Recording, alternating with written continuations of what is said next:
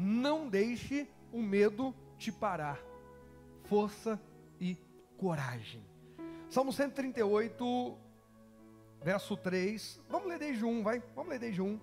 Eu te louvarei, Senhor, é um salmo de Davi, de todo o coração.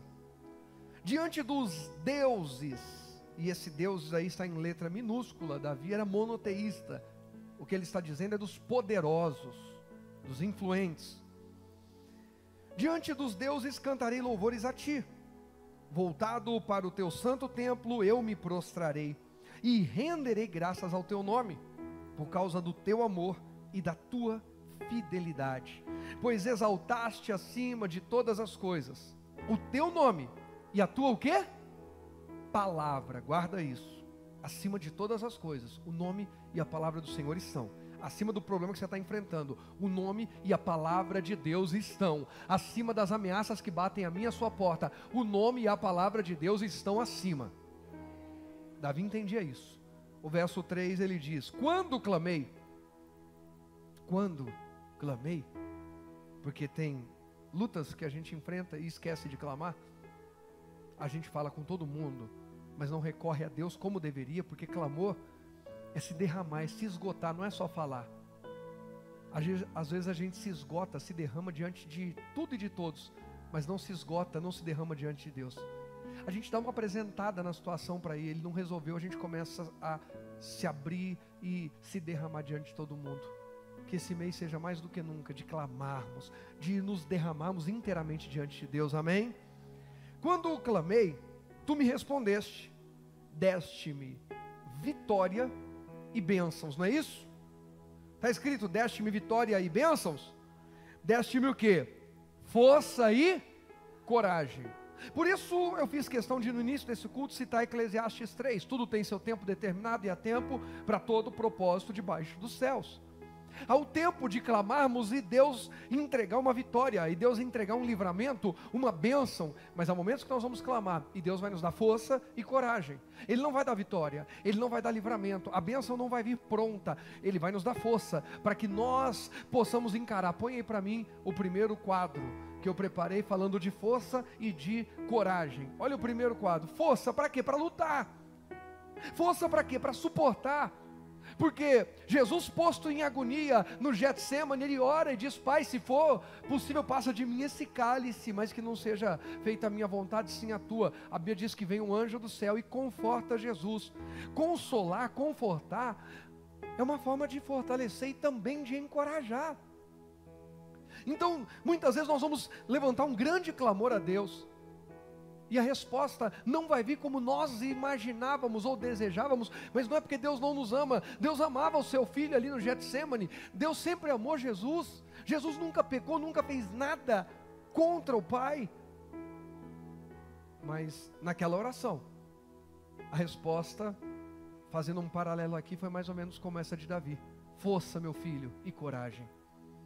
Força, meu filho, você vai precisar ser forte, você vai precisar lutar. Você vai precisar suportar. Não tem outro jeito, filho, então força. Há momentos da nossa vida que nós vamos pedir para Deus nos livrar de uma situação, e Deus não vai livrar da situação, e a gente pergunta: Deus, por que o Senhor não me livra? Ele diz: porque eu vou permitir essa situação te tornar muito mais forte do que você jamais seria a vida inteira. O problema é que nós queremos facilidades. Nós achamos bonito alguém que tem uma linda história de superação. Nós só não queremos percorrer o caminho daquela pessoa, mas queremos o mesmo mérito, queremos o bônus, mas não queremos o ônus. Queremos a recompensa, mas não queremos pagar um preço. Isso é humano. E muitas vezes Deus vai responder: força, força, seja forte, continua. Força para lutar. Força para suportar. Muitas vezes, porque tem momentos que você não vai nem lutar, você só vai suportar. Jesus não lutou contra os seus malfeitores, Ele apenas suportou a dor, a afronta, a humilhação, a vergonha, o escárnio, o desprezo, o abandono. Jesus não lutou contra nada daquilo. Jesus suportou. A guerra que Jesus travava era uma guerra na carne, em nosso lugar. Contra os outros Ele apenas suportava. Que Deus nos dê força para lutar quando for preciso lutar. E que Deus nos dê força para suportar quando for preciso apenas suportar. Porque não são todas as batalhas da nossa vida que a gente vai ter que lutar. Algumas a gente vai ter que só suportar. Tem gente que às vezes vai nos ofender e a gente vai suportar aquilo. Mas tem casos que a gente vai lutar e vai dizer: não, aqui não, chega. Que Deus nos dê discernimento, que o Espírito Santo nos dê discernimento de cada tempo, de cada propósito, para que o nome dele seja glorificado em nós e através de nós. E coragem Davi recebeu. E aí vem o segundo quadro de coragem. Põe. Coragem para não desistir, para não nos deixarmos influenciar pelo medo. Coragem, porque ao longo do caminho Deus me fortaleceu, mas isso não significa que eu vou. Provavelmente nós vamos falar esse mês, dificilmente a gente não vai falar sobre Josué, Moisés, até porque Josué ouve mais ou menos o que Davi aí ouviu. Deus aparece para Josué quando Moisés é morto e diz: seja forte e corajoso, força e coragem. Só que Josué também é um daqueles 12 espias que vão olhar a terra prometida. Josué, ele e Caleb são força e coragem no meio de um monte de fracos e covardes. Mas na verdade o problema daqueles homens não era a fraqueza, era a covardia. Quando Josué envia espias, agora ele liderando Israel, ele como líder em Israel, manda espias a Jericó, e os espias entram na casa de Raabe. Raabe diz: olha, nosso coração está desmaiado, desde que vocês saíram do Egito, a história de vocês é uma história muito forte, vocês são um povo muito poderoso, a gente já sabe que vocês são fortes, todo mundo aqui já sabe que assim que vocês chegarem a terra é de vocês. Ou seja, aqueles 10 espias que dizem: nós nos víamos, nós éramos como gafanhotos aos olhos deles, e assim éramos também aos nossos, nunca foram. Eles eram fortes aos olhos do inimigo, eles só não tiveram coragem. O inimigo os via como fortes, eles se viam como fracos. Os inimigos tinham medo deles, mas eles não tiveram coragem de ir para uma batalha que Deus garantiu que daria vitória. Que em nome de Jesus, ao longo desse mês, cada batalha que Deus falar comigo e com você, dizendo vai, que eu e você venhamos ser corajosos ao ponto de dizer: Deus, eu não sei como vai ser, mas se o Senhor me mandou ir, eu vou, e o teu nome vai ser glorificado através da minha vida. Coragem de perdoar o imperdoável, coragem de falar com quem a gente tinha medo de falar, coragem de abrir o coração, coragem de reconhecer que não somos tão bons assim e também não somos tão ruins assim. Coragem para abrir mão, para renunciar, para servir, para amar, para oferecer, para assumir um compromisso e honrá-lo até o fim. Coragem. Muitas vezes Deus vai nos encorajar para a gente não desistir, porque Ele está conosco no processo. Tudo que precisa é a gente não desistir. Tudo que precisa é a gente não parar no meio do caminho, não jogar toalha. Coragem para não desistir e não nos deixarmos influenciar pelo medo. E hoje nós vamos falar sobre o medo. Isaías 41, vamos lá?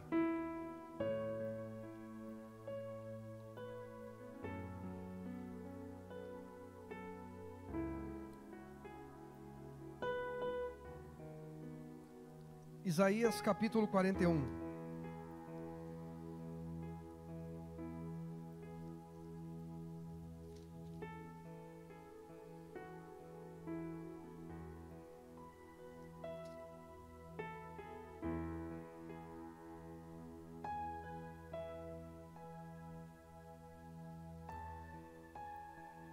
Versículo 10, seguindo aqui na NVI.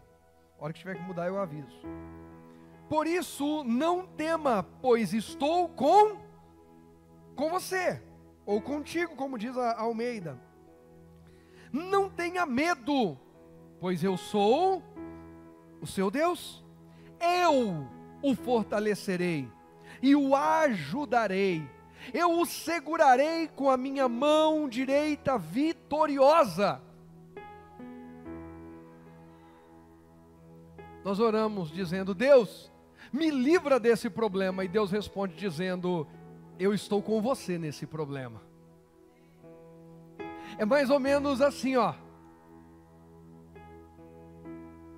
Deus sabe que a gente está enfrentando problema. Vem aqui, Kaique, corre. Vem correndo, meu filho, vem aqui. Fica desse lado aqui. Isso, eu fiz de propósito. Você veio por esse, eu te pus desse aqui. Fica aqui. Pronto. O Kaique é Deus. E eu sou o Rogério. Agora eu olhei a Carla e falaram assim: gostei, pastor, o senhor está enxergando bem as coisas, Deus está te dando discernimento. Estava na hora mesmo. Graças a Deus, né? Aí eu estou assim: Deus, e aqui está um problema. Aí eu falo: Deus, me ouve, Deus. Me livra desse problema, Deus. E Deus fala assim: não tenha medo, eu estou com você. Deus, me livra, Deus, eu não aguento mais esse problema. E Deus está aqui ao meu lado.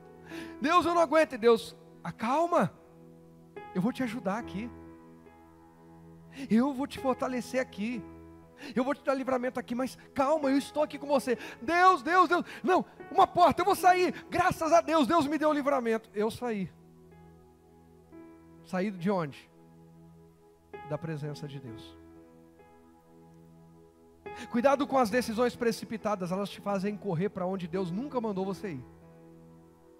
Cuidado com o medo, ele te empurra para longe da presença de Deus, e lá ele acaba de arrematar.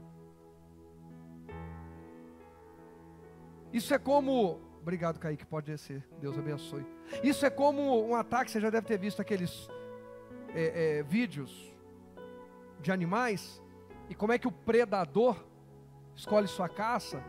Então tem lá, por exemplo, uma manada de antílopes, e tem um leão caçando. Tem uma manada de zebras, e tem um leão caçando. Uma leoa caçando. Eles ficam de olho. E de repente eles começam a mirar em qual? Qual animal? O que ficou mais distante, o que ficou mais desgarrado. Por isso que o diabo não gosta quando você começa a ter muita comunhão com seus irmãos. Porque a Bíblia diz que se alguém vier contra dois resistirão. Você tem mais alguém para orar com você, para lutar ao seu lado. A boa comunhão fortalece a nossa estrutura. Aquela comunhão que nos encoraja pela palavra, que nos estimula a permanecer na palavra. Não aquela comunhão que passa a mão na nossa cabeça. Aquela aliança que diz: eu concordo com você, não tem que meter o pé em tudo, é tudo diabo, não sei o quê, miséria, e só fala mal dos outros. A boa comunhão protege. O predador está procurando a ovelhinha desgarrada, o animal que está desgarrado, porque é mais fácil atingi-lo. E Deus responde através de Isaías dizendo: não tenha medo, eu estou com você. Sabe, isso deveria ser o bastante para a gente. O Israelzinho, segunda-feira, vai fazer 2 anos. Hoje eu estava vindo com ele para a igreja, ele estava no meu colo. Estava eu, ele e o Rogerinho, a pastora já tinha vindo. E eu estava caminhando, e passou uma moto, mas aquelas bem, sabe, que a gente gosta, que passa com aquele barulho do inferno, que dá um desejo de ver o motor daquela moto estourar. E quem é motoqueiro que fica com raiva da gente, porque eu também fico com raiva deles fazendo esse barulhão. A hora que passou, Israel estava no meu colo, ele tomou um susto, ele me apertou, me agarrou forte e ficou. E olhou para ver o que era. Mas ele não pulou do meu colo. Ele sentiu medo. E sentir medo é humano, é normal. Eu não estou pregando aqui, tentando encorajar alguém a dizer: você não vai sentir medo. Não. O medo é até saudável. Na medida certa. Ele traz equilíbrio em algumas coisas. Ele nos faz evitar alguns caminhos perigosos. Mas o problema é quando o medo faz a gente perder o controle, faz a gente ficar desgovernado, faz a gente entrar em desespero e fazer bobagem. Imagina o Israel quando ouve aquele barulho, ele pula do meu colo e sai correndo para o meio da rua. Ele poderia ser atropelado, é o que muitas vezes a gente faz na vida. A gente está no colo do pai, A gente está nos braços do Pai, mas vem aquele barulhão e assusta a gente. Mas meu irmão, eu estou com a vida na presença de Deus, eu estou com a vida no altar de Deus, e a minha vida fez um estrondo, um barulhão, parece que a casa vai cair. Se vai cair ou não, não sei, mas se eu estou nos braços do meu Pai, Ele é poderoso para me proteger, Ele é poderoso para me livrar e para me guardar. Eu só não posso sair dos braços do meu Pai de amor. Fica nos braços do Pai, porque o barulho vai passar, mas o Pai vai permanecer para te livrar. Vai permanecer. O Pai guarda seus filhos. E a gente precisa lembrar que o final da nossa história é com Ele. Alguns Ele já tomou para guardar para a eternidade com Ele. Quando Isaías ouve: não temas, eu estou com você. O que Deus está dizendo a mim e a você não é: não tenha medo, vou resolver tudo. O que Deus está dizendo: não tenha medo. Independente do que você tiver que passar, você não vai passar sozinho. Estamos juntos de verdade. Estamos juntos de verdade. Eu não vou te deixar, eu não vou te abandonar, eu não vou dar as costas para você. Eu estou com você de verdade. Essa é a diferença do nosso Deus. Tem gente que está conosco na boa, tem gente que está com a gente na ruim. Porque ao longo da caminhada a gente percebe que tem gente que gosta de estar com a gente na boa, mas também tem gente que gosta de estar com a gente só na ruim. Tem gente, irmão, quando a gente está na ruim, ele senta com a gente, ele fica na comunhão com a gente, mas se a coisa começa a melhorar, ele fica incomodado. Você já deve ter ouvido isso, é verdade. Tem gente que gosta de ver a gente bem, só não melhor do que eles. Então quando a pessoa começa a perceber que a nossa vida começou a ficar boa, a gente não está medindo nem querendo ficar melhor do que ninguém, mas aos olhos da pessoa ela diz assim: ah, ele não vai mais olhar para mim com ar de coitado, de miserável, de necessitado. Ah não, então agora não quero estar perto. Eu quero estar perto enquanto eu sou bom e vocês são os ruins. Vocês já viram isso acontecer? Quem já viu, diga: já vi.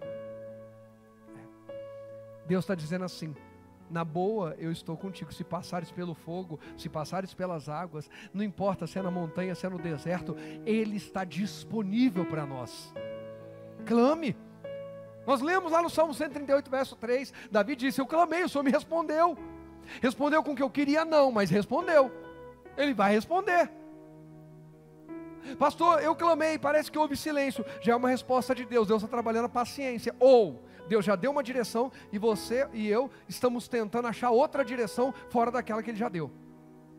Porque muitas vezes o silêncio não é uma resposta de Deus, é só Ele dizendo: não vou mudar a minha palavra. Eu já dei a minha palavra e não vou mudar. Quem tem filho sabe. Às vezes o filho fala uma coisa, ele diz assim: não. Dá 2 minutos, ele fala de novo. Fala: não. Terceira vez, de novo. Já te falei, não vou falar de novo. Acabou esse assunto. Tem hora que eu falo assim: acabou esse assunto, não vou ficar tratando esse assunto, porque isso aí vai me deixar nervoso. Eu já te falei que não, e acabou, encerrou esse assunto. Para o seu bem, mais do que para o meu. Vamos encerrar esse assunto aqui. Às vezes, a gente está reclamando que Deus está em silêncio, e o que Deus está dizendo é: eu já te dei a direção, eu não vou mudar a minha palavra. Eu já te dei a direção. Ei, eu tenho uma aliança no meu dedo. Deus queria uma outra mulher. Eu queria o quê?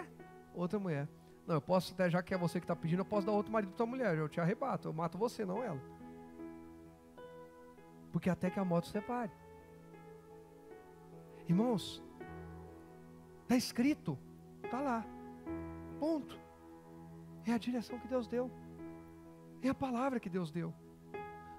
Ele vai dizer assim: eu estou com você. Vai doer, mas eu estou ao teu lado. Tem luta, mas eu estou com você. Então, entenda, o medo não pode ser aquele que norteia a nossa vida. A gente não pode decidir uma direção por causa do medo. O medo também não pode ser combustível que impulsiona a gente para fazer alguma coisa. O medo não pode ser responsável por dar velocidade por nada. Deus está dizendo através de Isaías: coragem, coragem, coragem, eu vou estar com vocês, vocês não vão lutar sozinhos, coragem. E ainda diz que nos fortalece. Primeiro ele diz: não tema, coragem. Depois ele diz: eu fortaleço. Aqui em Isaías 41:10, eu amo esse versículo. Deus mais uma vez está falando sobre força e coragem. Por que força e coragem? Porque Ele está presente. Meu irmão, quando Deus está presente, a força e a coragem disponível. Ah, pastor, eu quero Deus presente todos os dias da minha vida. Alguém quer? Então começa todos os dias orando e lendo a Bíblia. Vai ter força e coragem para aquele dia. Perceba que eu não disse que o dia será sem problemas. Deus não disse que não teríamos lutas ou problemas, mas Ele disse: eu fortaleço e eu ajudo. Eu vou te fortalecer, mas eu também vou te ajudar. Eu estarei presente, você não precisa ter medo. E eu vou te fortalecer, você não vai lutar sozinho. Força e coragem.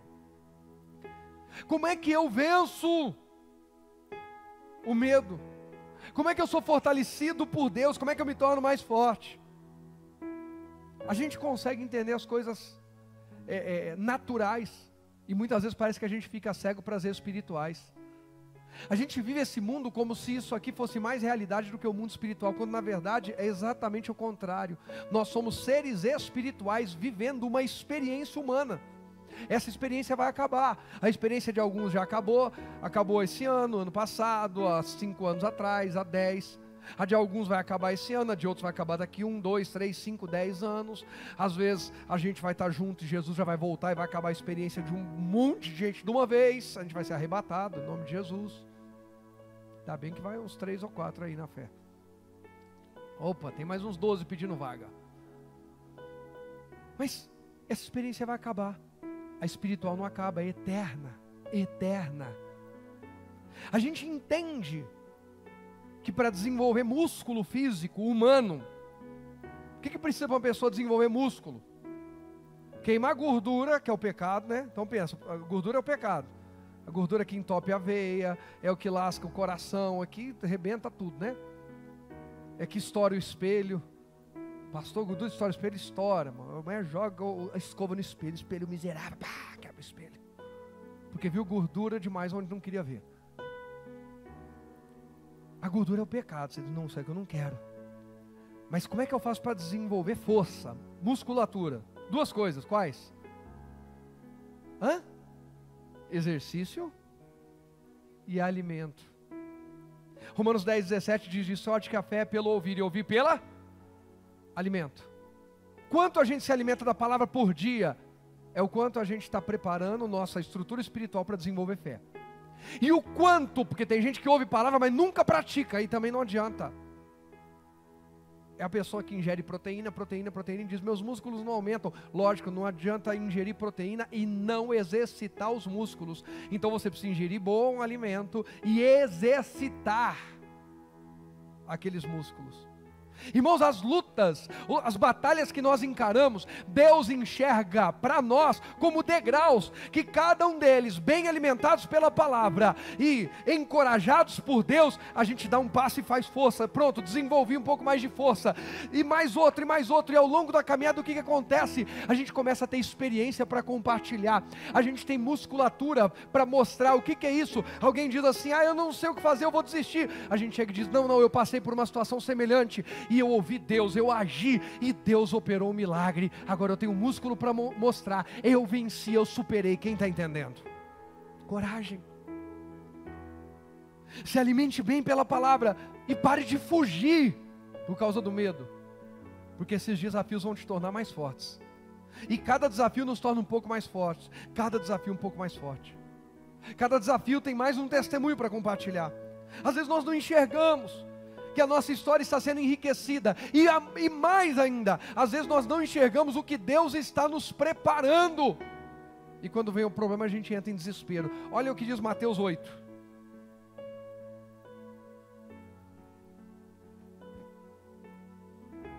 Mateus 8,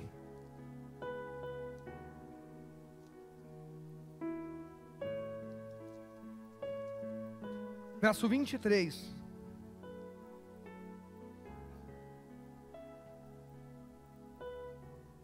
Entrando ele no barco, os seus discípulos o seguiram. De repente, uma violenta tempestade abateu-se sobre o mar, de forma que as ondas inundavam o barco.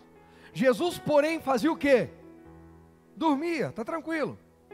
Os discípulos foram acordá-lo, clamando: Senhor, salva-nos, vamos o quê? Morrer. ele perguntou: por que vocês estão com tanto medo? Homens de pequena o quê? Fé. Então ele se levantou e repreendeu os ventos e o mar, e fez-se completa o quê? Bonança. Rapidamente eu vou compartilhar 5 lições com essa mensagem. Não deixe o medo te parar. A primeira lição é, olha aí, falta de crescimento em fé nos leva a ser dominados pelo medo.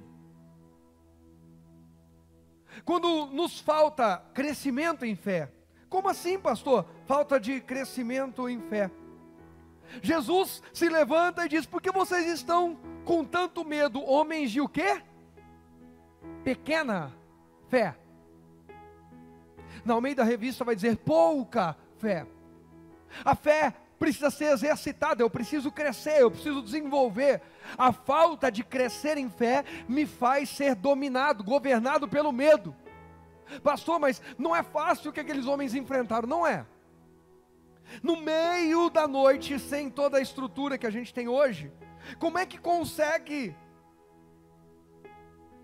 vencer? Como é que consegue ter uma atitude diferente da deles? Ah, se fosse eu lá também ia desesperado gritar: Jesus, acorda, o Senhor não se importa, a gente vai morrer, Jesus, faz alguma coisa. Aqueles homens, e eu confesso que por um longo tempo eu nunca reparei nisso, nunca me dei conta do que eu vou falar para vocês hoje aqui. Aqueles homens tinham que ter feito alguma coisa. Aqueles homens tinham que ter orado, tinham que ter agido, reagido diante da tempestade. Por quê, pastor? Não, pastor, e vamos entender aqui, essa é a primeira, não é a segunda, aquela que Jesus vem andando sobre as águas. Porque naquela segunda, eu já preguei. Eles já tiveram uma experiência anterior e tal, de orar, de ver Jesus se levantar e orar. Mas essa é a primeira vez que acontece uma tempestade no meio do mar, da travessia do mar da Galileia, no meio da madrugada. É a primeira vez.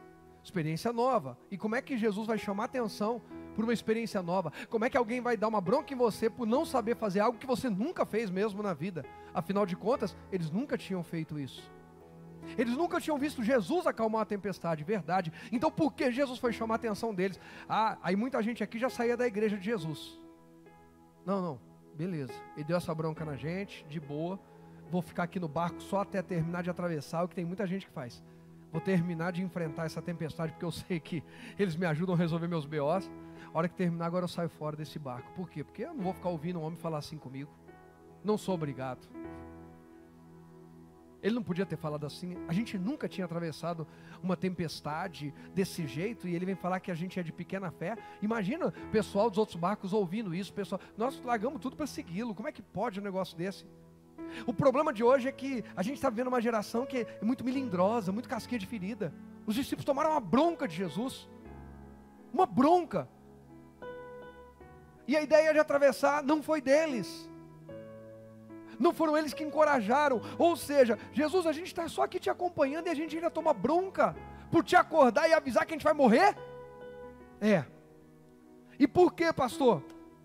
Porque se você ler do capítulo 5 de Mateus ao 8, a trajetória que os levou até ali, e é isso que os nossos olhos precisam se abrir, os meus se abriram.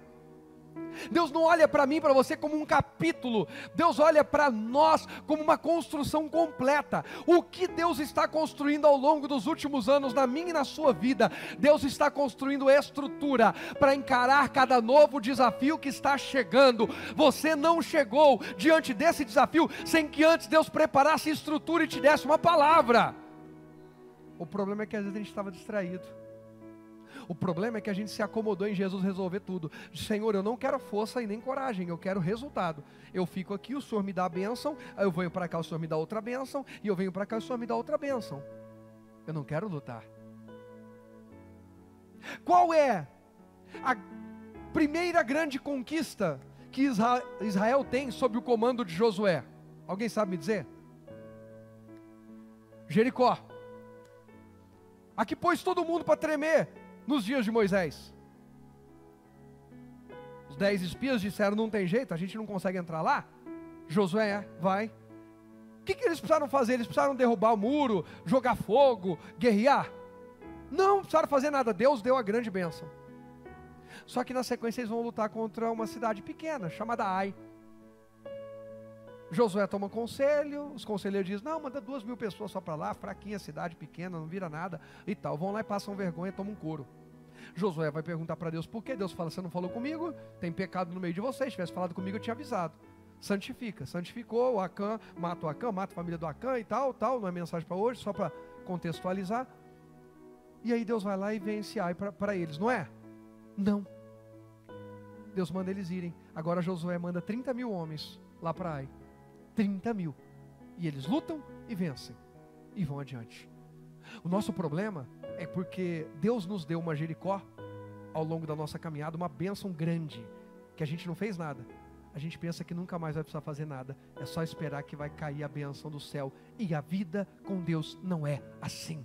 Às vezes é Jericó.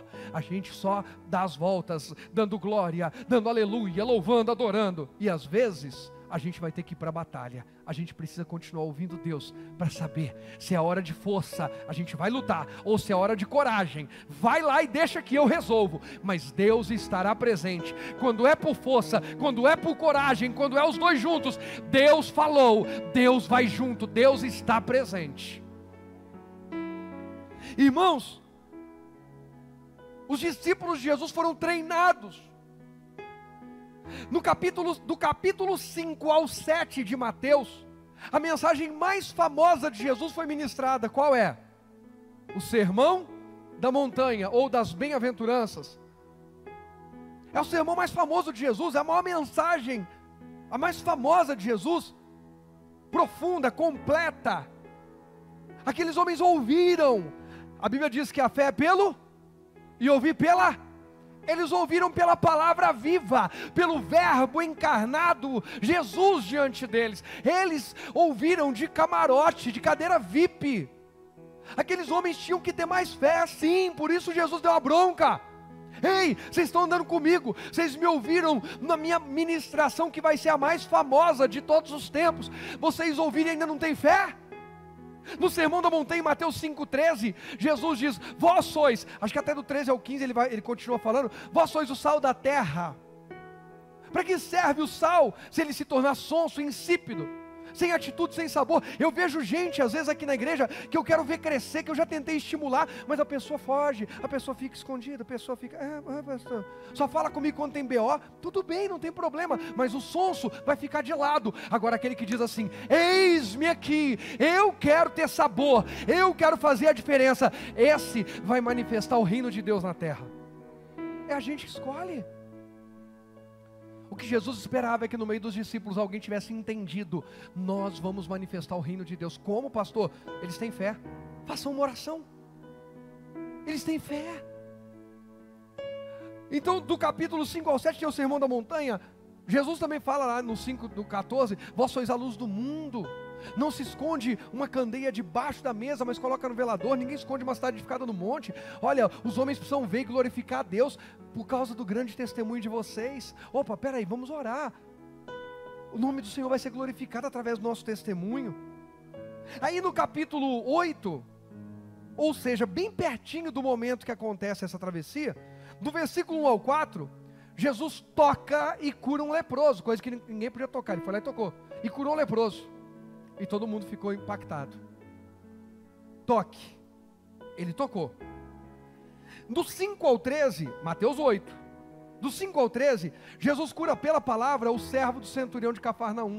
O centurião de Cafarnaum chega até Jesus, meu servo está doente, tal, Jesus, eu vou lá. Não precisa, eu nem sou digno que o senhor entre na minha casa. Basta uma? Basta uma? O centurião de Cafarnaum entendeu o sermão da montanha. Os discípulos não.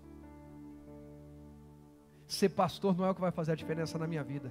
Ser obreiro, ministro de louvor, ser colaborador, ser bispo ou qualquer coisa, apóstolo, papa, querubim, semideus. O que vai fazer a diferença é o que esse centurião entendeu.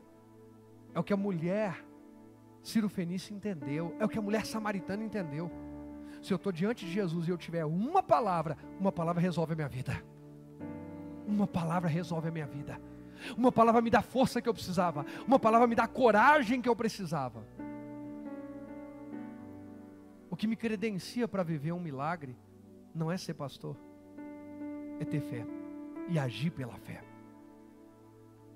A minha oração não tem mais peso que a sua. O que é isso, pastor? Eu vim para uma igreja aqui, não porque... então vou ficar na outra igreja lá que o pastor falou que a igreja dele é mais poderosa, então debaixo da oração dele. Fica à vontade, irmão. Tem gente que gosta de enganar e tem gente que gosta de ser enganado. Eu não quero responder diante de Deus por ter manipulado ninguém. A minha oração não é maior, mais importante que a sua. Agora, cada um de nós se move num ambiente. E eu, como pastor, eu tenho autoridade para abençoar, sim. Mas a minha oração é igual à sua. Tem coisas que Deus vai falar comigo para entregar para você. Isso é verdade. Mas a gente orando, não adianta eu orar para te abençoar, para me abençoar sem fé. Quem está entendendo o que eu estou falando? A Bíblia diz que sem fé é impossível agradar a Deus. O centurião ouviu Jesus dizer: vou na tua casa. O centurião falou: não precisa, nem precisa.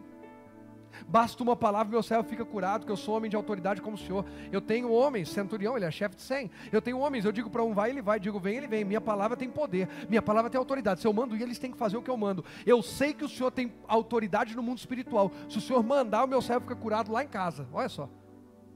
Os discípulos estavam onde quando isso aconteceu? Junto com Jesus. Olha a bagagem desses homens. Olha o quanto esses homens eram para estar fortes na fé. Palavra e testemunho. Depois disso, Jesus ainda vai visitar a sogra do Pedro. No verso 14 e 15. Ele toca e cura. A sogra do Pedro levanta e vai servir. Porque toda pessoa que foi tocada por Jesus foi tocada para servir.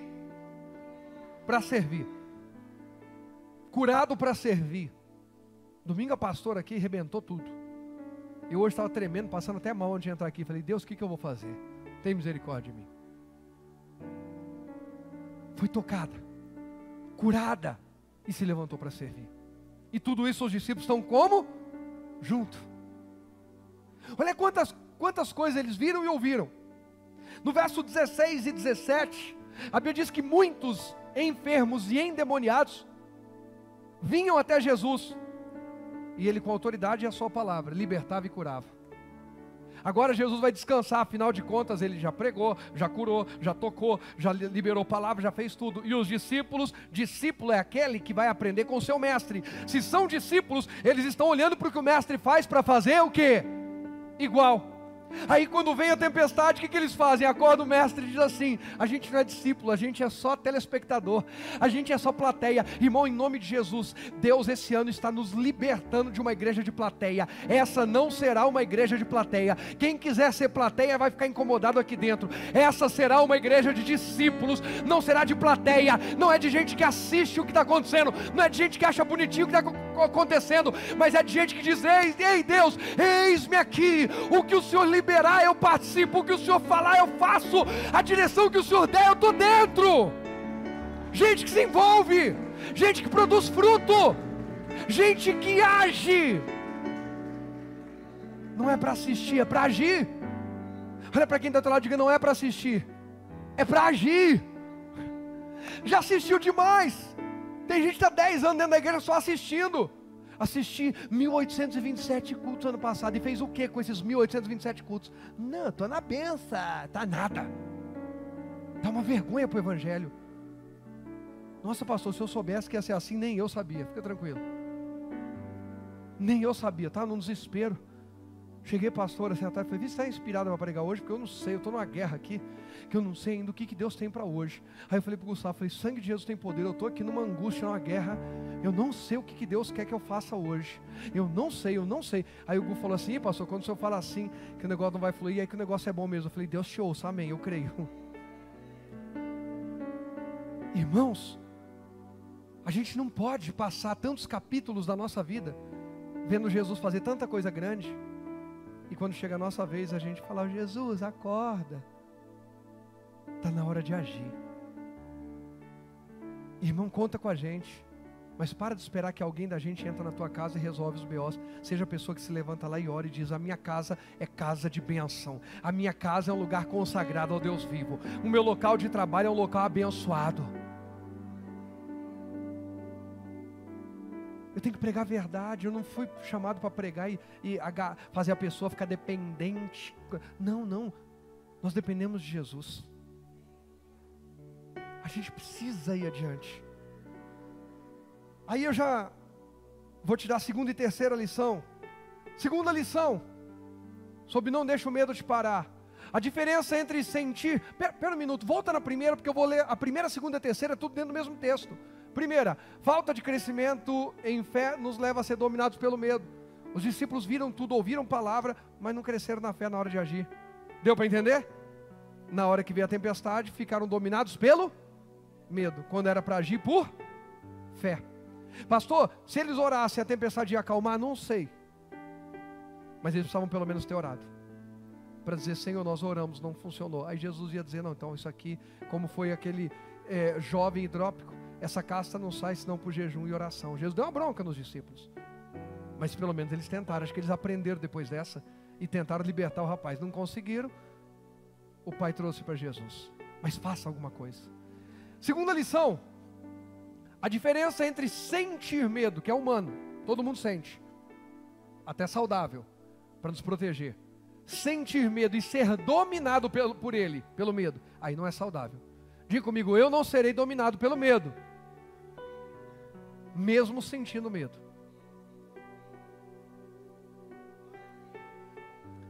A diferença entre sentir medo e ser dominado por ele está na falta de ação ou reação.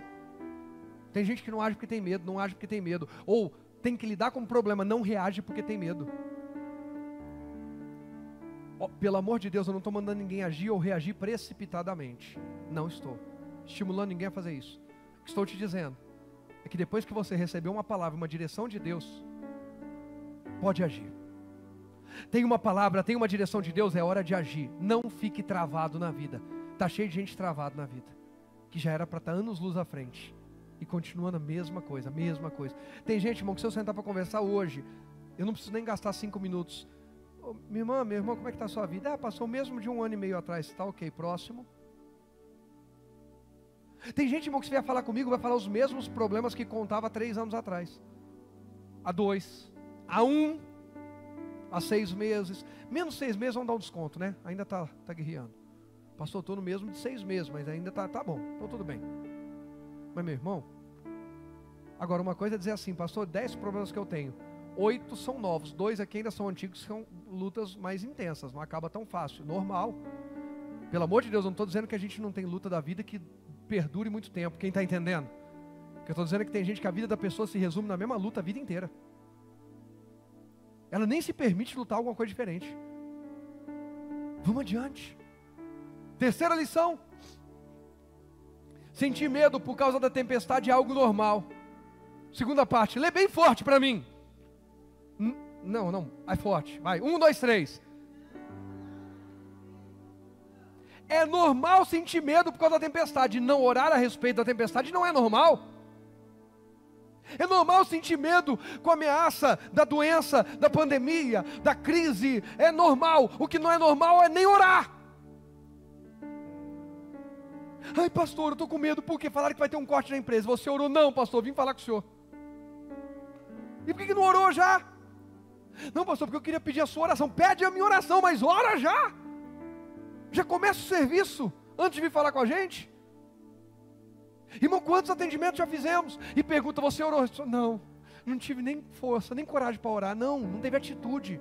Porque força tem, Deus dá força. Ele falou que Ele dá. Davi clamou e Deus respondeu com força e coragem. Está faltando atitude. Está dando para entender? Está clara essa mensagem, gente? A quarta lição, verso 27. Verso 27. Deixa eu virar a página aqui. Os homens ficaram perplexos e perguntaram, quem é este que até os ventos e o mar lhe obedecem? Quem é esse? Os ventos e o mar obedecem porque ele tem autoridade. Olha a quarta lição aqui para a gente. Atitude. Basicamente, qual foi a primeira coisa que Jesus fez diferente deles? Agir. Porque nenhum deles agiu. Eu não estou entrando no âmbito espiritual de como a coisa desenvolveu. Mas o fato é que ninguém deles orou. Jesus se levantou e orou. Naquele momento, se algum deles tivesse orado, de repente a tempestade já teria acalmado. Pedro aprendeu um pouquinho com essa lição. Porque se na segunda tempestade também não orou, pelo menos quando era Jesus vindo, ele falou, mano, se é o Senhor, mandou eu ter contigo. Agora eu vou de primeiro. E foi. No meio do caminho deu uma amarelada. Mas foi. Mas pelo menos é o cara que tem uma história para contar. Eu andei. Se eu andei 10 segundos, 30 segundos, 1 minuto, 1 minuto e meio, mas vocês não andaram nada. Eu andei. Diferente, homem de atitude. Atitude, gente. Irmão, a gente acha bonito ver alguém que venceu na vida. O cara tem uma grande empresa. Mas você pergunta, ele quebrou 2 vezes antes. E você não começa nada porque tem medo de quebrar. Tudo bem. Mas ele está na terceira, próspero, rico, milionário, financiando a obra de Deus, ajudando famílias, fazendo isso e aquilo, porque teve coragem, teve atitude. Se teve gente para apoiar ou não, não sei. Agora a gente às vezes não faz e ainda joga areia em cima de quem tem coragem de fazer. Eu lembro, eu e o pastor fomos para a Slavec, escola de líderes, pastores e líderes, foi em Fortaleza, né, linda? A primeira que a gente foi. Pastor Silas Malafaia, a primeira mensagem que ele ministrou, eu quebrei 7 vezes, 6 vezes, a 7ª agora, que ele engrenou, quebrou 7 vezes. Ele falou, para ter a editora hoje, tudo que tem, eu quebrei 6 ou 7 vezes antes. Essa agora deu certo. Gente, atitude. Pastor, se der errado, eu fiz dentro da palavra? Eu não posso agir fora da palavra, eu não posso agir por conta própria. Força, coragem, atitude. Era o que Jesus esperava dos seus discípulos e hoje espera de quem? De nós. Jesus está esperando isso. Atitude. Deus nos capacita para agir, então força, coragem. Tudo que aqueles discípulos viram Jesus falar e fazer foi para que quando chegasse o momento deles, eles agissem. A vida está nos ensinando esse culto, mais uma vez está enchendo você de fé. Para quê? Para amanhã, quando vier o problema, em vez de você dizer, ai Deus, não é possível. Opa Deus, agora é hora de pôr em prática o que eu ouvi. Ah Deus, o dia de hoje vai terminar com grandes lições. O dia de hoje vai terminar com a minha musculatura espiritual mais forte, com o meu testemunho mais rico. Eu sairei enriquecido dessas batalhas. Eu vou ter mais para compartilhar. Muda a tua visão, força, coragem, meu irmão. E eu termino na segunda carta de Paulo aos Coríntios, capítulo 1. Eu li isso aqui domingo com vocês e vou ler de novo, nas 2 versões que eu li domingo, na NVI e na NVT. 2 Coríntios capítulo 1, para a gente orar e encerrar. Deus está falando com alguém hoje aqui? 2 Coríntios 1, verso 3, está escrito assim na NVI: Bendito seja o Deus e Pai de nosso Senhor Jesus Cristo, Pai das misericórdias e Deus de toda consolação, que nos console em todas as nossas tribulações, para que, com a consolação que recebemos de Deus, possamos consolar os que estão passando por tribulações. Pois assim como os sofrimentos de Cristo transbordam sobre nós, também por meio de Cristo transborda a nossa o quê? Consolação. Na NVT vai falar de encorajamento, na NVI vai falar sobre consolo. Encorajamento, coragem, consolo, força. Quando a gente consola alguém, a gente fala assim: força, meu irmão, força. Agora você precisa ser forte. Eu entendo que não é fácil que você vai passar, mas você precisa ser forte. Paulo fala que os desafios da nossa vida são para gerar em nós consolo, força, são para gerar em nós coragem. Foi o que Davi pediu, aliás, foi o que Davi ouviu de Deus, foi o que Davi recebeu de Deus. Ele fez um pedido, a resposta foi com força e com coragem. O verso 6 e 7, aí da NVI ainda, e eu vou ler depois só na NVT, 2 ou 3 versículos. Se somos atribulados, é para a consolação e salvação de vocês. Se somos consolados, é para a consolação de vocês, a qual lhes dá paciência para suportarem os mesmos sofrimentos que nós estamos padecendo. E a nossa esperança em relação a vocês está firme, porque sabemos que, da mesma forma como vocês participam dos nossos sofrimentos, participam também da nossa o quê? Consolação. É que Jesus esperava. Ei, vocês estão andando comigo, vocês participam das minhas lutas, mas também participam da minha glória. Se eu tenho autoridade para orar e a coisa acontecer, vocês também têm. Se eu tenho autoridade para resolver o problema, vocês também têm. Ei, meu irmão, nós estamos andando com esse mesmo Jesus. Então força e coragem. Põe na NVT para mim, põe desde o 3, vai, desde o 3. Louvado seja Deus, Pai de nosso Senhor Jesus Cristo, Pai misericordioso e Deus de todo encorajamento. E Ele nos encoraja em todas as nossas aflições, para que com o encorajamento que recebemos de Deus, possamos encorajar outros, quando eles passarem por aflições. Pois quanto mais sofrimento por Cristo suportamos, mais encorajamento será derramado sobre nós por meio de Cristo. Vai. Mesmo quando estamos sobrecarregados de aflições, é para o encorajamento e a salvação de vocês. Pois quando somos encorajados, certamente encorajaremos vocês. E então vocês poderão suportar pacientemente os mesmos sofrimentos que nós. Termina no 7. Temos firme esperança de que assim como vocês participam de nossos sofrimentos, também participarão de nosso encorajamento. Força! Coragem! O que você está enfrentando, além de se tornar mais um testemunho na tua vida, vai ser fundamental para abençoar a vida de alguém que está ao teu redor. E aí a quinta lição, e a gente ora, põe a quinta lição.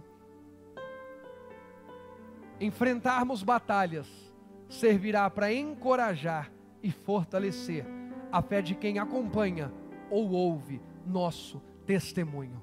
Enfrentamos hoje batalhas, desafios, e Deus tem um propósito no meio de cada batalha e cada desafio. Responder dizendo: eu te dou força, eu te dou coragem. Você vai consolar alguém, você vai fortalecer alguém, você vai encorajar alguém.